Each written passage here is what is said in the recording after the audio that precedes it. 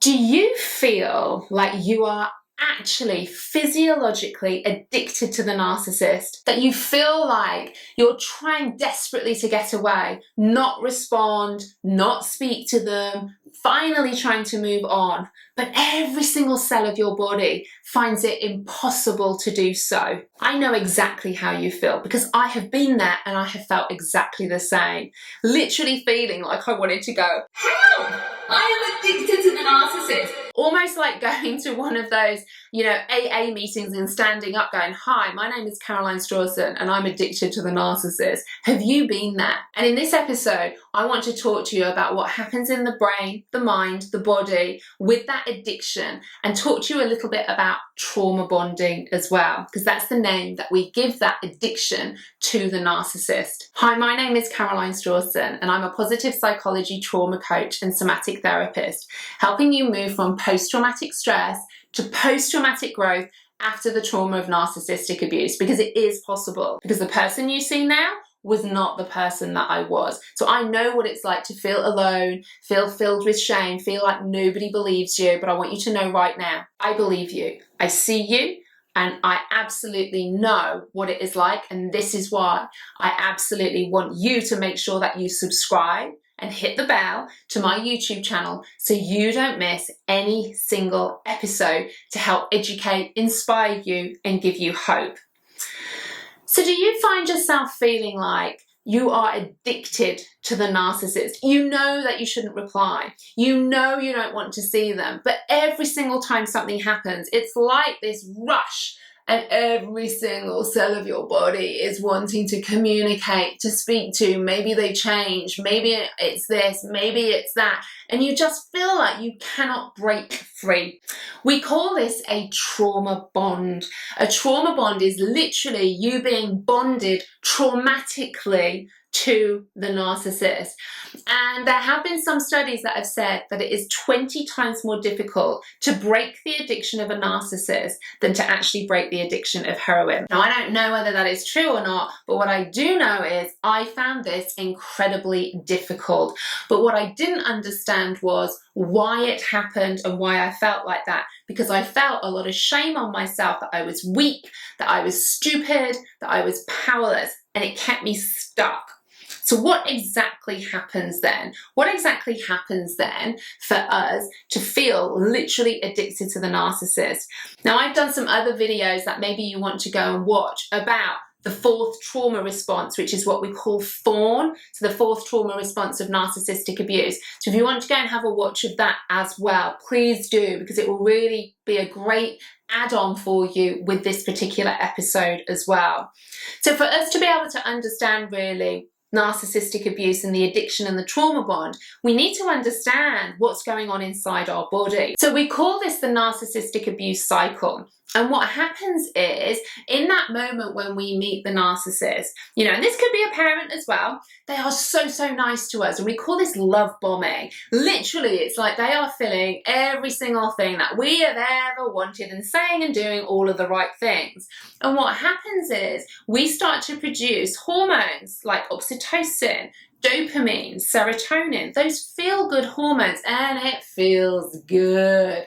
They are filling that hole in the soul, telling and saying all of the things that you have ever wanted to hear, literally, and you are releasing the oxytocin, the dopamine, and the serotonin, and it feels good. But as we know with a narcissist, what happens over a period of time, if you start to question, maybe you question them about something, maybe they start to discard you about something, what happens is we then start to go into this abuse cycle where we will second guess what they are doing, what they are saying, we will start to question ourselves, and the discard phase starts to happen too. And that discard phase may well be gaslighting, control, manipulation. That then triggers your inner child wounds, maybe of not feeling good enough, not feeling worthy, not important, unlovable. And you will start to produce then more adrenaline and cortisol in anticipation of going into a fight,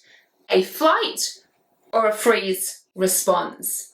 And what happens is then we start to get addicted to the cortisol production of that too. Now then what happens at this particular stage can be one of two things. One, we try and leave the relationship, or they hoover you back into the relationship. They're really, really nice again. We'll release the oxytocin, dopamine, and serotonin again, and there the cycle starts to continue. Now, this doesn't happen immediately, because if you go into that narcissistic abuse cycle right at the start, if you don't have those inner child wounds and those codependency traits, then likely you will leave the relationship and you don't get addicted to those hormones.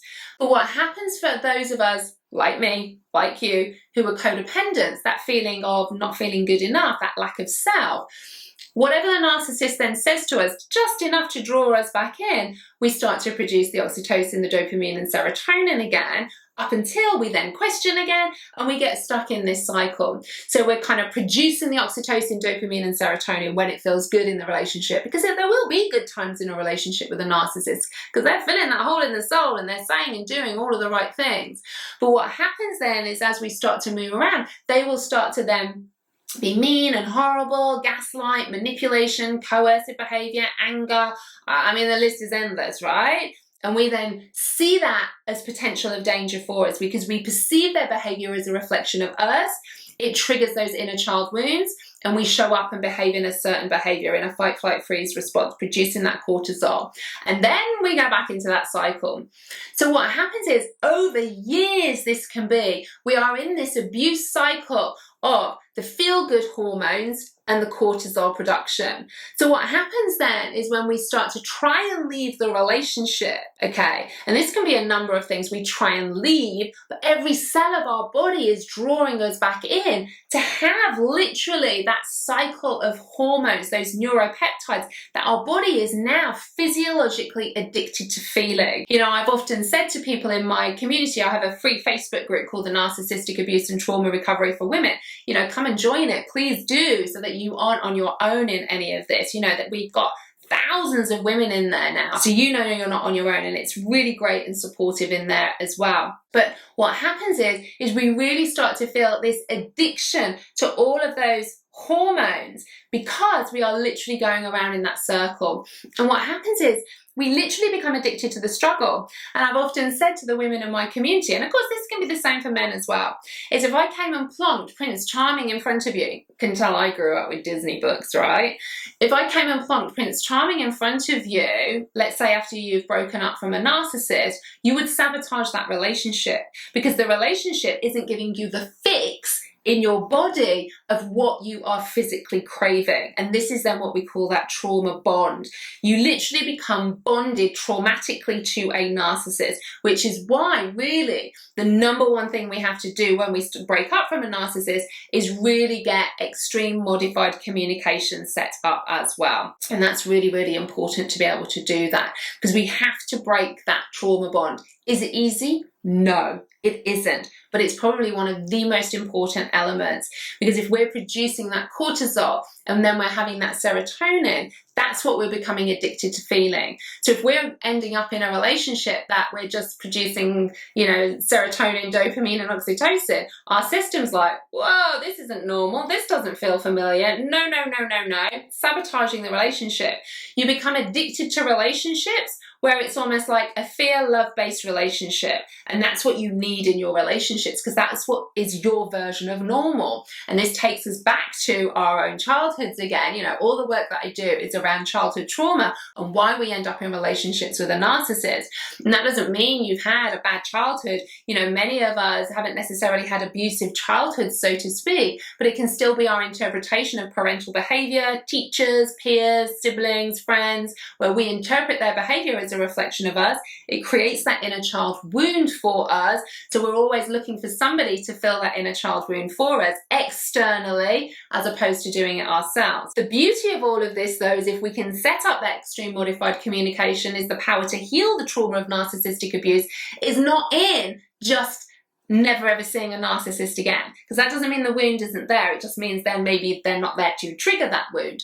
The power for you to heal is in you, and this is what I get excited about in the work that I'm doing, because I know then it's not about you never being around narcissists ever again. It's not about changing the world with how other people behave. It's about recognizing, why do I react and respond in the way that I do when I am in that relationship with a narcissist? Or if I come out of a relationship with a narcissist, what's going to stop me recognizing and finding myself in another long-term relationship with a narcissist? And this is the same with our parents as well. We can become trauma bonded to that addiction of feeling the discard and the fear and then the love, and then they're nice one minute. That's why narcissists are very manipulative, because very often it's not that they're horrible 100% of the time. They'll just kind of drop those little bits of love. And then we become this addicted to breadcrumbs of love. Breadcrumbs of love become better than no breadcrumbs at all. That's why people stay in these abusive relationships, because it becomes familiar and it becomes safer to have some breadcrumbs of love. Because if I didn't have any, well, God, what would that say about me then? I really wouldn't be feeling good enough. So I hope that's really helped you understand how physiologically we become trauma bonded, addicted. It's to do with the hormones in our body. And then we need to set up extreme modified communication, or no contact as well, because no contact then is really going to help you. But still always look at the reason why. The trauma-informed element is what I'm passionate about. Why do I feel the way that I do around a narcissist?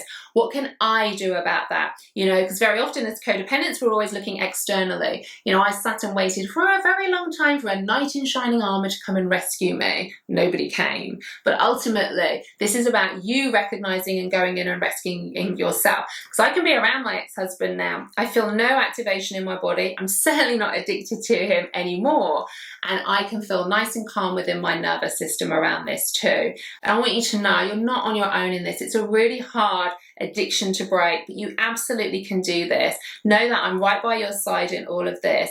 I'm right in the trenches with you. I've been right where you are, and I want you to know that you are believed. And I really want to help you move from this post-traumatic stress of the trauma of narcissistic abuse, for you to know there is a light at the end of that tunnel, and you can move towards post-traumatic growth after the trauma of narcissistic abuse. See you on the next episode.